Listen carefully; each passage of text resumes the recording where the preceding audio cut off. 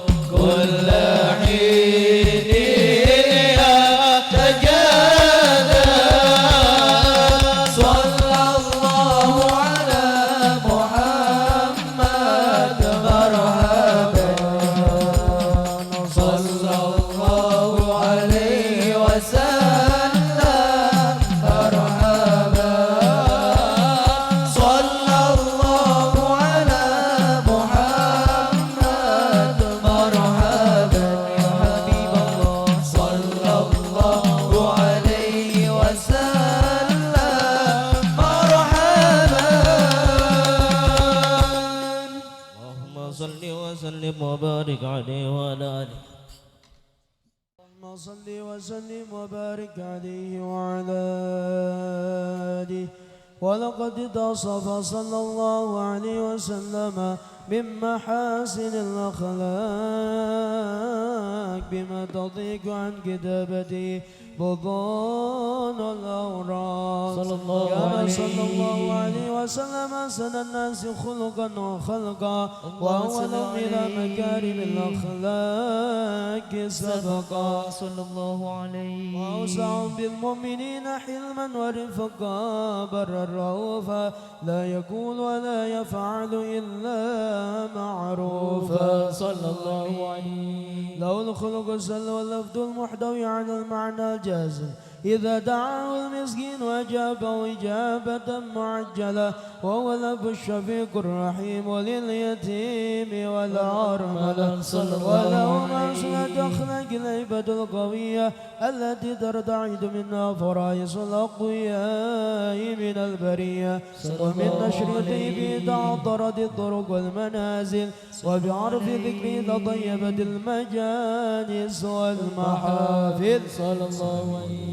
فوصلى الله عليه وسلم جامع صفات الكمالية والمنفرد في خلقه وخلقه بأشرف خصوصية فما من خلق في البرية محمود إلا وهو متلقى عن زين الوجود صلى الله عليه. أجملت في وصف الحبيب وشاني وله العلا في مجدي ومكاني أوصاف عز قد تعالى مجدها أخذت على نجم الصهاب عناني وقد انبسط القلم في تدوين ما أفاده العلم من وقائع مولد النبي الكريم وحكاية ما أكرم الله بهذا العبد المقرب من التكريم والتعظيم والخلق العظيم. فأصل مني أمسك عنة الأقلام في هذا المقام وأقرأ السلام على سيد الأنام. السلام عليك أيها النبي ورحمة الله وبركاته. السلام عليك أيها النبي ورحمة الله وبركاته السلام عليك أيها النبي ورحمة الله وبركاته وبذلك يصل ختم كما يصل تقديم فعليه أفضل الصلاة وتسليم اللهم صل وسلم أشرف الصلاة وتسليم على سيدنا ونبينا محمد الرؤوف الرحيم اللهم صل وسلم وبارك عليه. Assalamualaikum warahmatullahi wabarakatuh.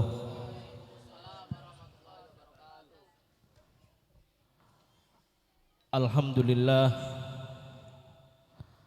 Alhamdulillahilladzi anzalal Qur'an hudan linnasi wa bayyinatin minal huda wal furqan. Wassalatu wassalamu ala asyrafil anam Sayyidina Muhammadin waladi Adnan wa ala alihi wa sahbihi ajma'in. Fanaqul Allahumma salli wa sallim ala Sayyidina Muhammadin nurika sari wa madadikal jari wajma'na bihi fi kulli adwari wa ala alihi wa sahbihi ya nur. Subhanaka la ilma lana illa ma'allamtana innaka antal alimul hakim. Rabbi shrah li sadri wa yassir li amri wahlul 'uqdatam min lisani yafqahu qawli amma ba'd. Alhamdulillah. Yang sama-sama kita hormati, yang sama-sama kita muliakan para sesepuh, para kiai, para asatid, para tokoh masyarakat yang tidak bisa disebutkan namanya satu persatu tanpa mengurangi hormat dan takdim saya kepada beliau semua. Mudah-mudahan kumpulnya kita di sini mendapatkan keberkahan dari Allah Subhanahu wa taala. Amin ya rabbal alamin. Dan mudah-mudahan anak-anak kita yang pada pagi hari ini wisuda atau yang belum wisuda kelak menjadi anak-anak yang soleh solehah, taat kepada Allah Subhanahu wa taala, takwa kepada Allah Subhanahu wa taala. Amin ya rabbal alamin. Alhamdulillah, segala puji bagi Allah Subhanahu wa taala yang mana Allah Subhanahu wa taala telah mengumpulkan kita dengan taufik hidayah serta inayahnya sehingga kita bersama-sama berkumpul untuk berzikir kepada Allah Subhanahu wa taala, bersalawat kepada baginda Nabi Muhammad sallallahu alaihi wasallam, berkumpul bersama-sama untuk khatmil Quran, untuk membaca Al-Quran. Mudah-mudahan kumpulnya kita di tempat ini mendapatkan keridhaan dari Allah Subhanahu wa taala. Amin ya rabbal alamin. Salawat seiring salam kita haturkan kepada manusia yang paling mulia baginda Nabi Muhammad sallallahu alaihi wasallam, yang mana mudah-mudahan kita semua kelak dikumpulkan bersama Nabi Muhammad sallallahu alaihi wasallam. Mudah-mudahan kita dijadikan orang-orang umat baginda Nabi Muhammad sallallahu alaihi wasallam yang mengamalkan Al-Qur'an, yang membaca Al-Qur'an, yang memahami Al-Qur'an, yang bisa mengikuti petunjuk Al-Qur'an. Amin ya rabbal alamin.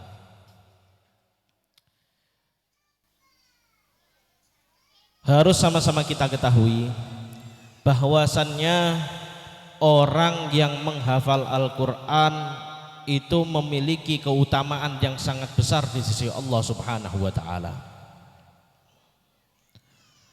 Dan ini merupakan celengan bagi orang tua, aset bagi orang tua yang memiliki anak-anak yang hafal Al-Quran. Kenapa? Karena disebutkan di dalam hadis bahwasannya anak-anak yang hafal Al-Quran mendapatkan tiket 10 tiket dari Allah Subhanahu wa ta'ala untuk masuk ke dalam surga. 10 tiket ini diberikan kepada siapa? Diberikan kepada orang tuanya, diberikan kepada sanak familinya, diberikan kepada guru-gurunya, Diberikan kepada siapa? Diberikan kepada orang-orang yang mendukungnya pada saat menghafalkan Al-Qur'an. Maka dari itu disebutkan untuk mendidik anak yang soleh, untuk mendapatkan anak yang soleh solehah, itu memerlukan peran orang tua. Disebutkan di dalam hadis, idza mata ibnu adam in qata'a amaluhu illa min thalath. Kalau manusia itu sudah meninggal, wafat, maka amalnya akan terputus. Segala amalnya akan terputus. Sing maune iso salat, wong mati disolati gak iso salat. Yang tadinya bisa baca Al-Qur'an, setelah meninggal dia tidak bisa membaca Al-Qur'an.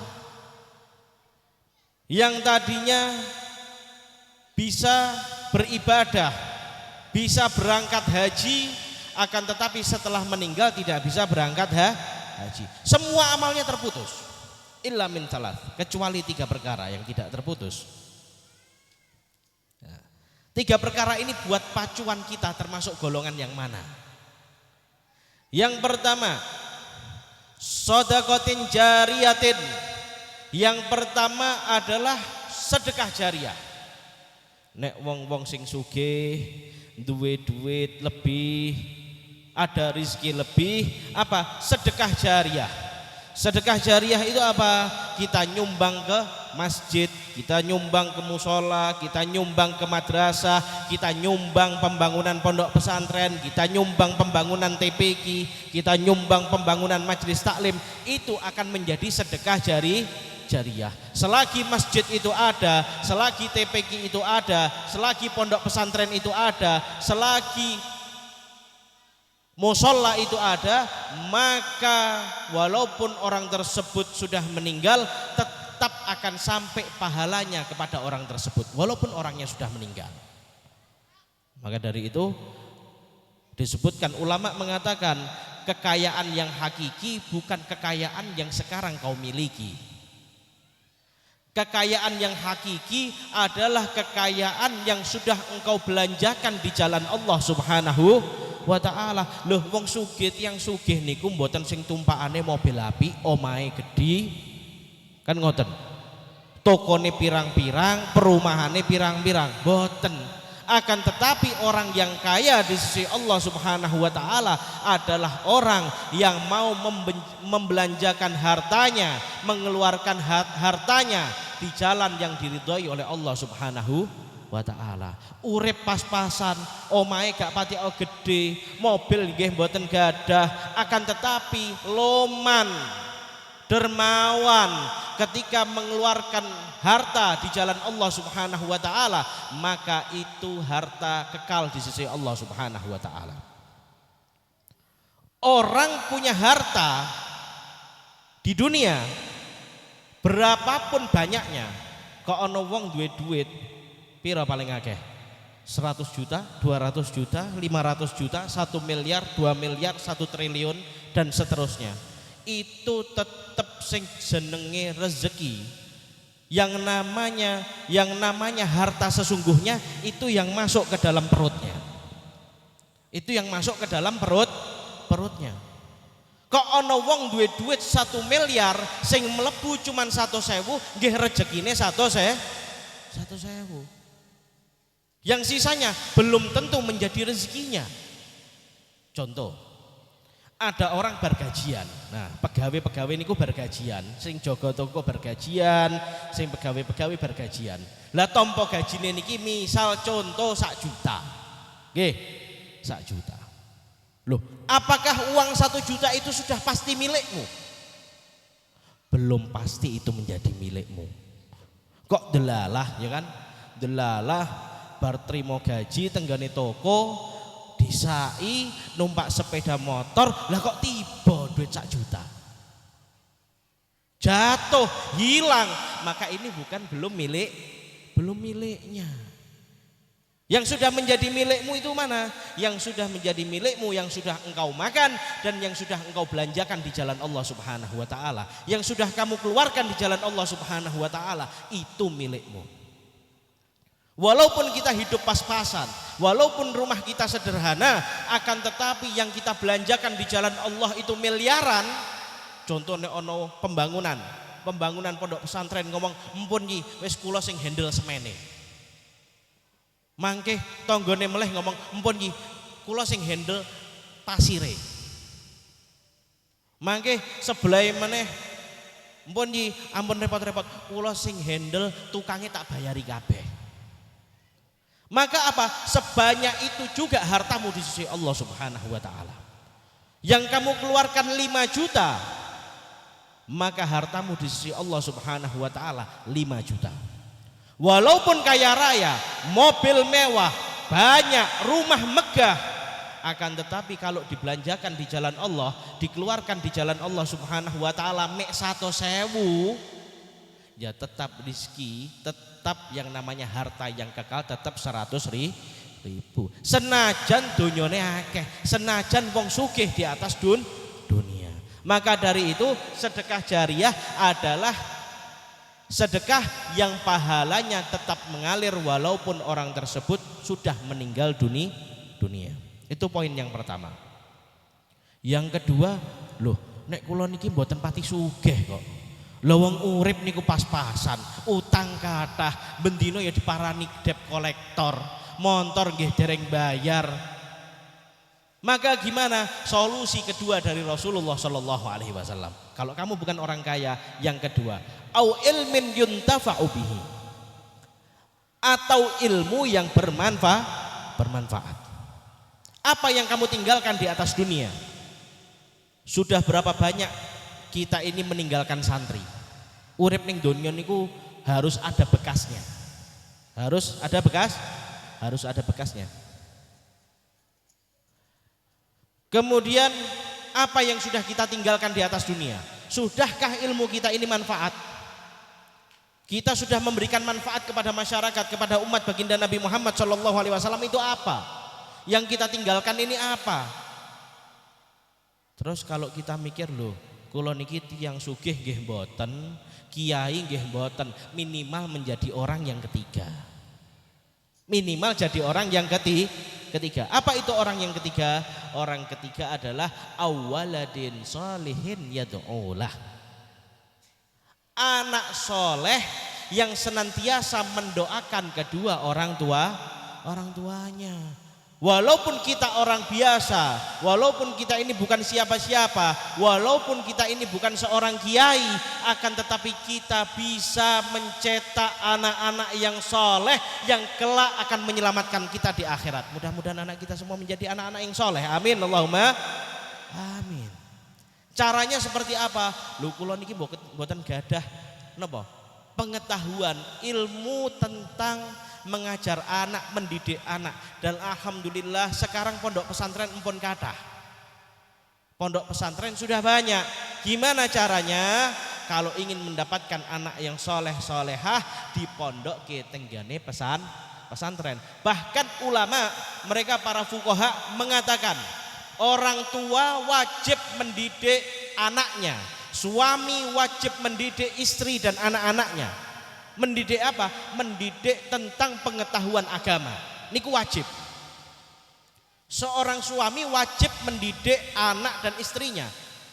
Loh, kalau suami tidak punya ilmu tentang ilmu agama, maka ulama sepakat wajib hukumnya memanggil orang, mendatangkan guru untuk mendidik anak dan istrinya. Untuk mendidik anak dan istrinya. Maka dari itu, kalau kita ini tidak punya ilmu agama, maka kita wajib untuk mengajari anak-anak kita ilmu agama, walaupun itu melalui pondok pesantren. Kadang-kadang wong zaman sakniki niku salah kaprah. Yang dihitung itu hanya sekolah, kuliah ning ndi, lulusan mana, titelnya apa. Loh, orang mati niku mboten kangge titel. Misale fulan bin fulan ESH, SPG, SPD. Loh, ana sing SPG, ana sing SPD. Niku mboten, tidak dibawa ketika mati. Yang dibawa ketika mati adalah